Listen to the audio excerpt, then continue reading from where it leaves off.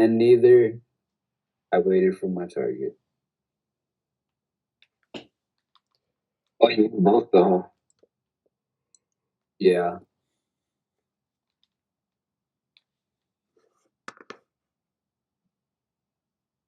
I felt disgusted by taking that second trade though, because I was like, damn, I'm really gonna put my profits on the line again. I kind of hate winning a trade and then trying to trade again, but it worked out this time.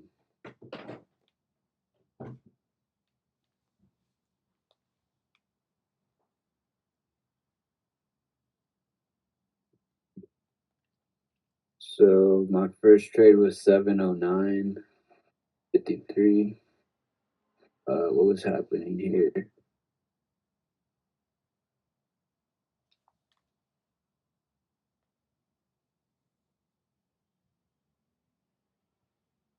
Did you guys have any level at 57.95?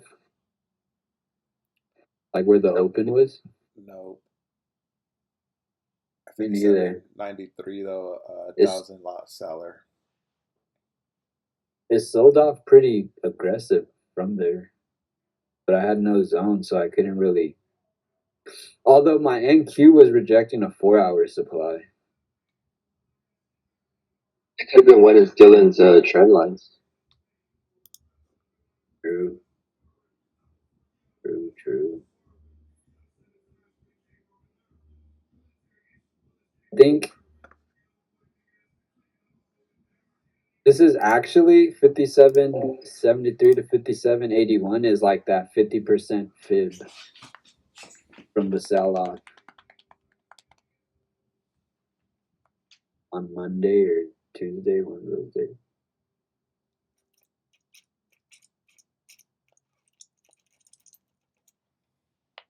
Can you guys see my book map?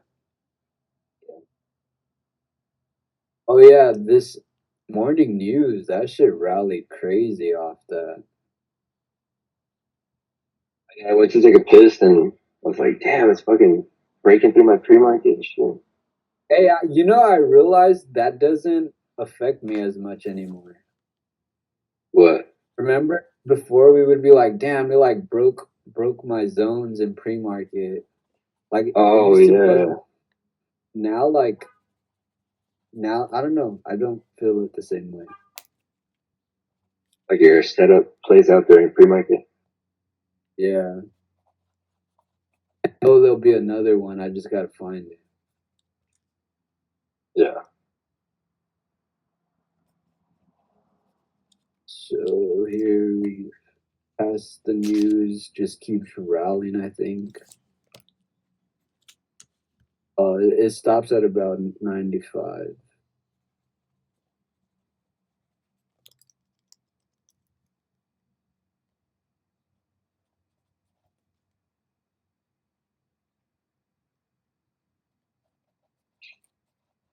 Besides that. 700 lot buyer at 57.94.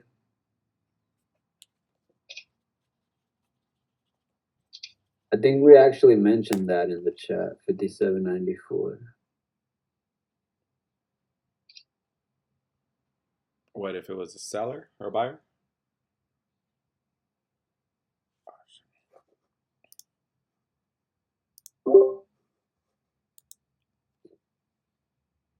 600 lot seller at 57.98. SVP is building up right here. Larger than all the other SVP.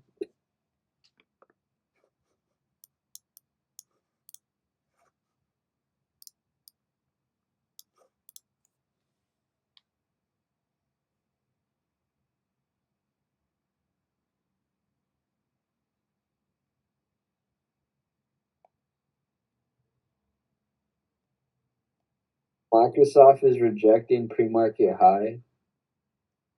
Nvidia is also rejecting pre-market high, but I have no supply zones. And at the open, it never gets back to pre-market high. What's your nearest supply zone? I can't see them, unfortunately. I think it's a Minus 50. What? 5808 at 4 hour. Yeah, 5808, yeah. Oh, I think mine is right there too.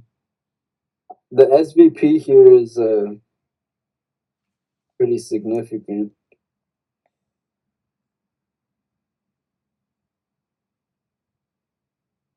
5794 have that 800 lot.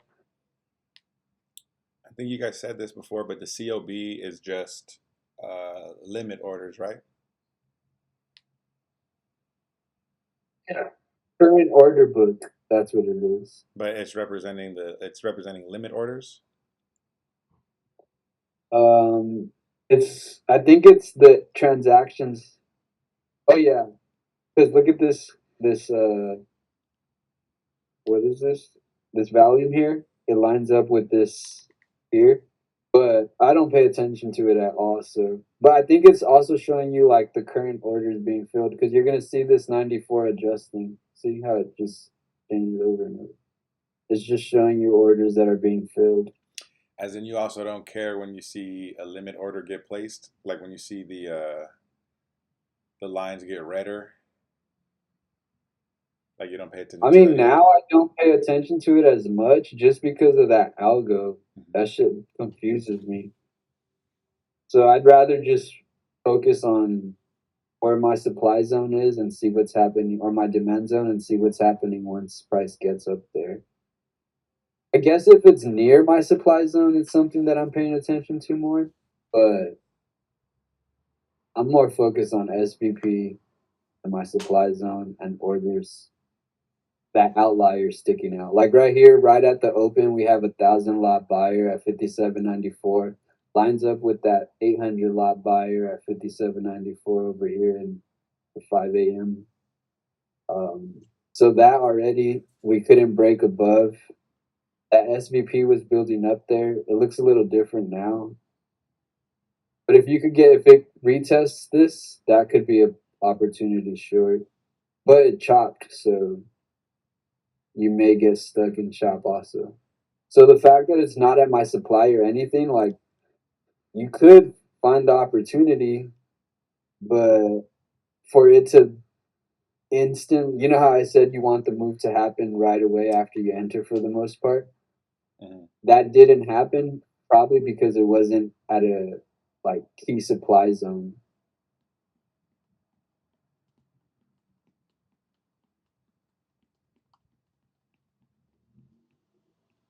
But already the fact that that 1,000 lot buyer at the open couldn't push higher, we rejected again, super aggressive with this sweep. So you could already be like saying sellers have more control unless we hold above this 2,000 lot buyer at 57.88, which I think we pop up above a little.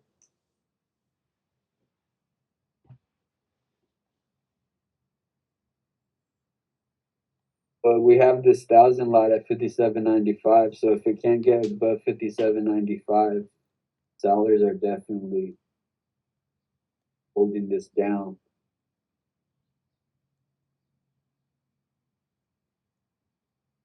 Damn, we have 1,000 lot buyer and then also 1,000 lot seller right next to each other. Yeah, I remember that.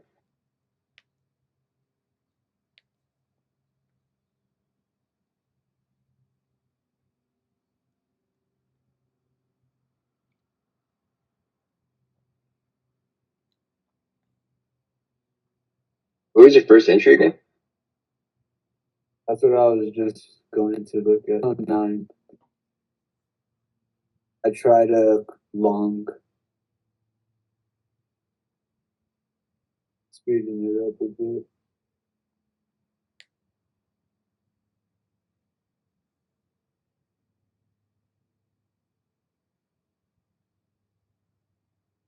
I had a sick breakthrough put on this one. The way you said that sounded funny. Yeah, I need to get that out of my system. These breakthroughs. Nah, you always want them to happen. Breakthroughs? Oh, you mean breakout. Oh yeah. I Okay. was thinking a breakthrough mentally. Yeah, that's what I was thinking. I was like, what is it? Give us that jam, man. I meant to say, yeah, Like, breakout. like teasing it the whole time. I had a sick breakthrough, not telling you guys. Keeping Oh that man. gem.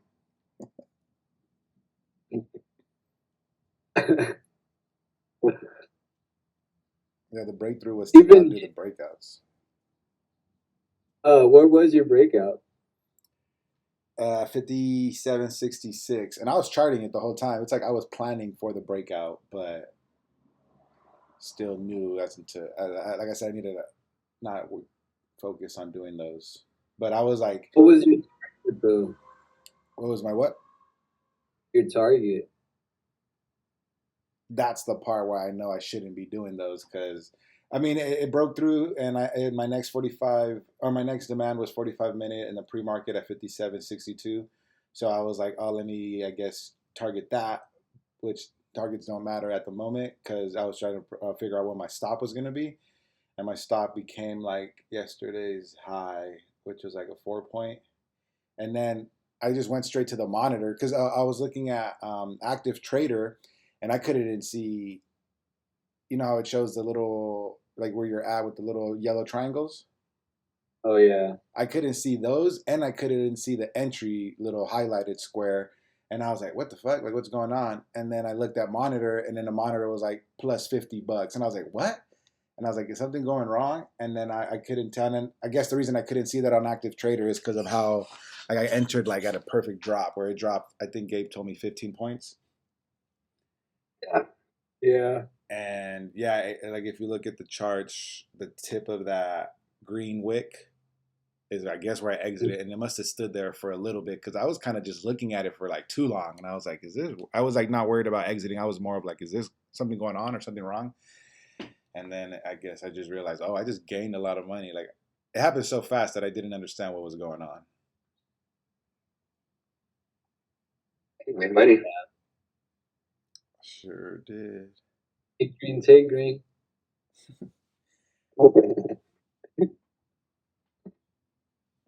It even made me feel like, oh, I don't even know what happened here. But then I'm looking at my paper and I was writing all of those numbers down. Like I was writing my entry, my exit, and then my stop. Like I actually wrote them down, but it didn't matter because I was confused at the win. Oh, this is the I forgot about this is where the shit was lagging on me and my entry got filled all stupid. Oh yeah. Because I was trying to figure out why I was like my stop doesn't make sense here. But I liked how this selling 1,000 lot seller tried and failed, and then it pulled back, held it, then pushed back up, and I was waiting to see if this 1,000 lot seller would hold again at 57.71, and I entered at 709. For a quick, I think I was trying to target 57.9, or I didn't have a target. One of them. And I think I entered somewhere here and it was just lagging on me getting filled and it had pulled back a little right here. What time did I exit? This shit was a horrible trade actually. 7:13 I exited.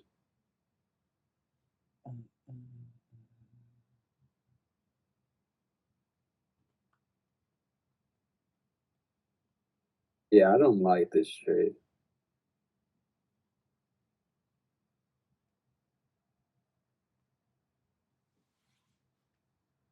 I was also worried because when I entered, Microsoft hadn't hit 15-minute demand yet. So in my head, I was like, I'll just wait for 15-minute demand on Microsoft to hit, which is why I also held my position a little past my stop. But just the way I got in just fucked me up mentally. So like I think I didn't make good judgment on this trade management.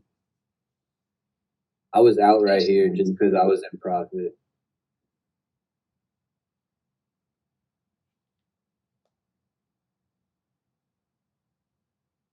Is that your first trade or second trade? My first trade. My second trade was at 7:30.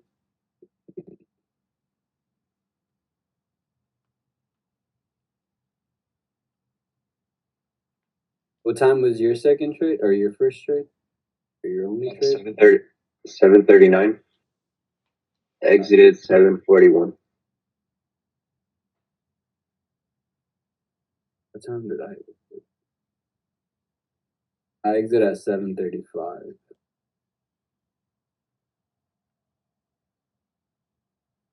Damn, that shit bounced off that too. At that 7:30 bounce. Yeah, see, I could have held this still longer. At least VWAP.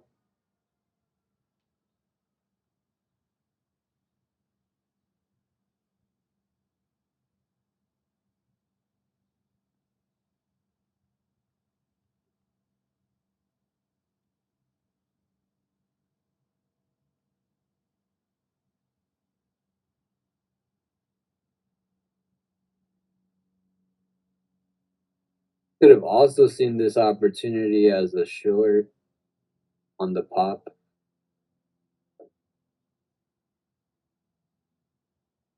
We're getting above this aggressive set. Dude, I hate that you could just. I hate that you could just see it, like in hindsight, like when we're reviewing. Yeah. Shit's annoying. Because right here, I'm thinking if I were to be seeing a short opportunity, the fact that price never gets above this super aggressive selling, this seller up here is 2,000 lots. So when price tests that 2,000 lots, you could start thinking of a short opportunity. It rejects it once, then it pops up into it again and rejects it again. So you could have entered short one more time.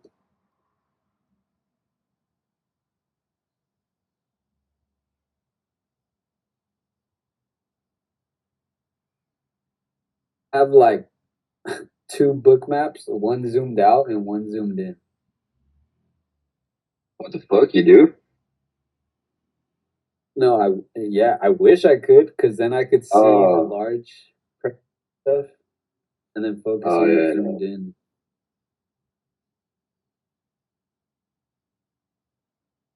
$57.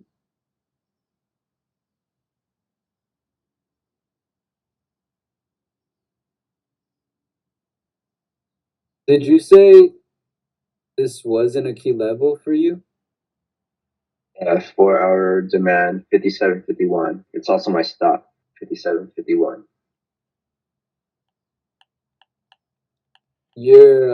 But didn't you say like you were iffy about this one or something? I just don't know how I feel about it because it wasn't my pre-market plan. I just saw my setup play out on Bookmap and I noticed it was at the 4 hours. So I was like, oh, it's holding, so I might as well. I had it as my bottom, but I never wrote it down as a part of my plan. Yeah. I wasn't expecting price to actually go that low. At the top of Bookmap, where those green and red lines are at, where it says order book and volume, is that accurate on what it's showing that is heavier of, like selling or at least limit orders? I didn't look at that, to be honest. Value. I'd have no clue how to even read this. Because right now the green was like at the third box, and I'm like, oh, does that mean there's more sell orders coming in? I mean, buy orders. I have no. Okay. I have no clue. But you can tell unless you did. What was your question again, though? Yeah, like what? Like if you could just like if the order book is showing more green, does that mean there's more limit orders of buyers coming in? What do you mean you could tell on the SVP, Gabriel? No, what more? Where's the volume picking up or whatever? Or you want to Oh, differentiate between the buyers and sellers? I was more just asking like, does that mean do you guys use that at all, or does it like stand out in some way? I, I never use it. nah, I never do. If I'm looking at volume, if I'm referring to volume, I'm either looking at SVP or the lot size of the bubbles, or obviously the volume bar on the chart. I also was telling Gabriel a while ago, like I never even realized we have volume bars here on Bookmap. But it's hard to These even little trust those because the zooming in and zooming out, you can't really tell how much it stands that's out. but like if you see this 1,000 lots here, the volume is higher right there. Even right here, the 3,000, the volume is higher right there too. Um, Anda. but the yeah, that's all I'm referring to when I'm looking at volume.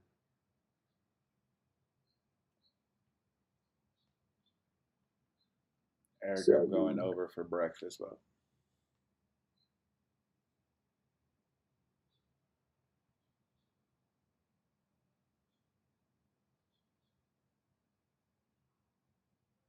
what time was your trade, Gabriel?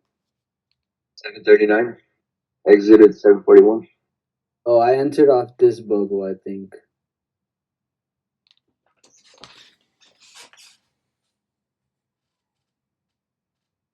2,000 lot seller, and I entered at 7:33.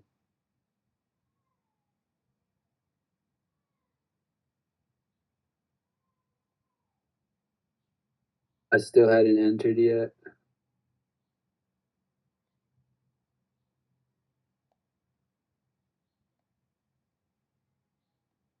I entered right here. Just because it pulled back aggressively, but still held that 2,000 lots. So I was willing to put some risk on super tight stop.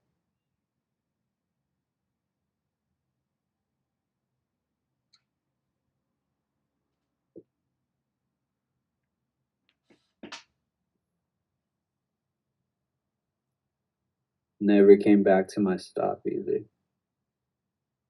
I think I just exited here because I don't know why, to be honest. It's pretty fucking early too, to be honest. I got scared. 57.59, I had a 700 lot seller, and I seen that we were struggling there. I think that's what made me. It might have been smart though, because I think we do pull back to my stop. Yeah, we do. I would have been stopped right here. But I had already made profits, and then this is when you started considering getting in. Yeah. 7:39. Exit 7:41. No reason to exit. Nope. My target was the next resistance on Bookmap, so 57.65.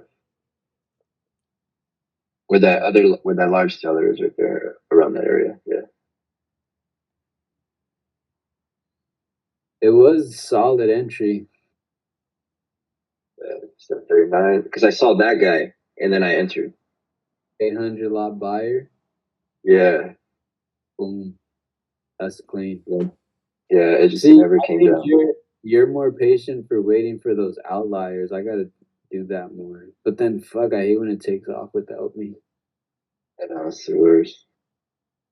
Yeah, I've been trying to be more patient, but yeah, that was the reason I took this trade, and it never came That's back. solid because Microsoft was bouncing off my 15-minute demand right at that time. Nvidia was holding 4-hour demand and above pre-market low. NQ was holding just above 4-hour demand, but also had a 30-minute demand from pre-market that it was holding. So as far as confirmations, everything's there. Then you look at order flow, we have that outlier 2000 lots, and then using that 800 lot buyer as your entry, A plus right there. Hell yeah. Good shit. Just hold to your target next time. I know. I exited right here. I ran right here. Damn, no reason. I know.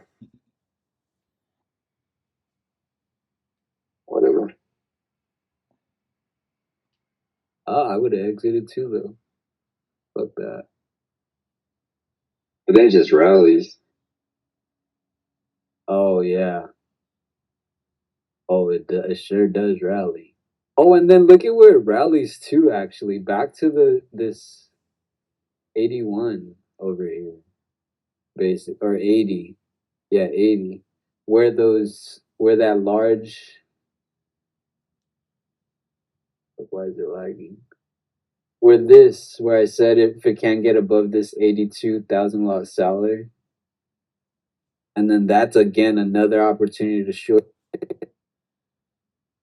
That's crazy for a nice drop too.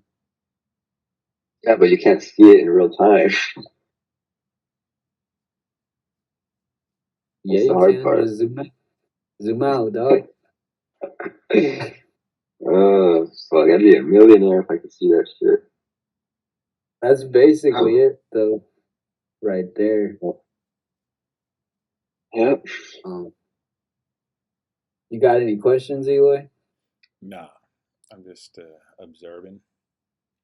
I'm gonna have to reach like I have to re-watch these because I also got to work on my attention span. Do you feel like you have a solid idea of how to create your pre-market plan? No, Where do you think it lacks?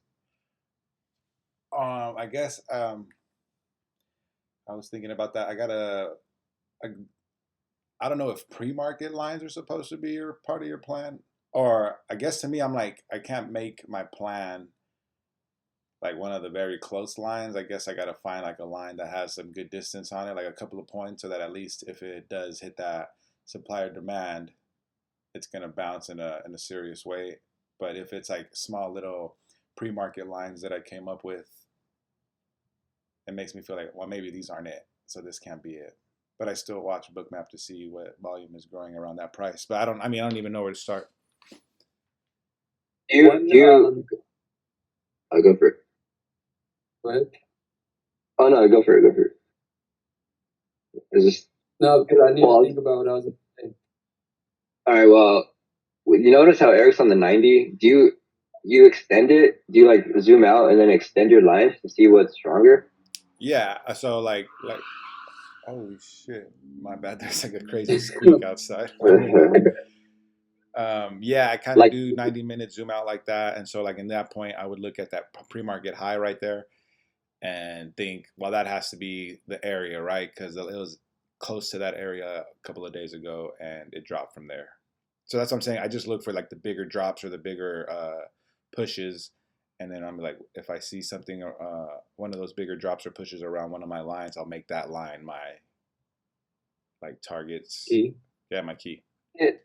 Look at yesterday's low on the chart. How strong it is through multiple months or multiple days. I mean, that would be a good key zone to base the trade off of. And when you have like a demand near there, that could be a key zone too, because it's already supported by a strong yesterday's low. Dang, you extend those yesterday lows. I just have them at the day of. Nah, you extend them, dude. They're strong. They're strong. I'd never Because done if that. you zoom out, you'll even see it was resistance for weeks here. Yeah. Yeah. And then here it pushed up aggressively. So you know already this demand is strong because of how aggressive it pushed up. So when it came back, the fact that it was resistance, and then it pushed up aggressively on this at this time, and then when it came back, I'm assuming like this is gonna hold. And look, it pretty much did. Yeah. it never passed yesterday's low because it held the support. So that previous resist, that's like one of the key things to my pre-market plan. Once I do the 4 hour, the 3 hour, the 2 hour, the 1 hour, go through all my time frames, I always go into the 90 minute and just zoom out as much as possible just to see like, and then extend my yesterday's low, market high, pre-market low. And then if I, like Gabriel said, if I have a demand zone near there, I extend that also to see like, okay, boom, it lines up. Yeah, it may not tap it, but I bet you if you draw a box, it'll tap it. Mhm. Boom, Exactly. the box is right here. Tapped it right at the top of that resistance. Yeah, I've never Also, extended to the left. yeah, you have to extend it to the left, dude. That really helps. It gives you a wider time frame, and just keep in mind, wider time frames are usually stronger zones. If it holds Yeah. for months and months and months, then it's really a strong zone. Like this, the yesterday's low, it was holding for weeks and weeks and weeks compared to like these little pre-market zones. That would be a good indicator that yesterday's low would be a key zone if price is near there or whatever. So, And even here, by extending it slightly, the yesterday's high, you could see for the past since this Thursday here, it it held that support a little here, pulled back under, came up, held that support on this day, held that support on this day, held that support on this day, shot up, came back down, held that support again. So now here I'm looking at, okay, it's holding as resistance here now. How does resist? I mean, yeah, how does resistance? Then into this day, that's why I had this lined as a 900 lot buyer because some 900 lot presented itself here.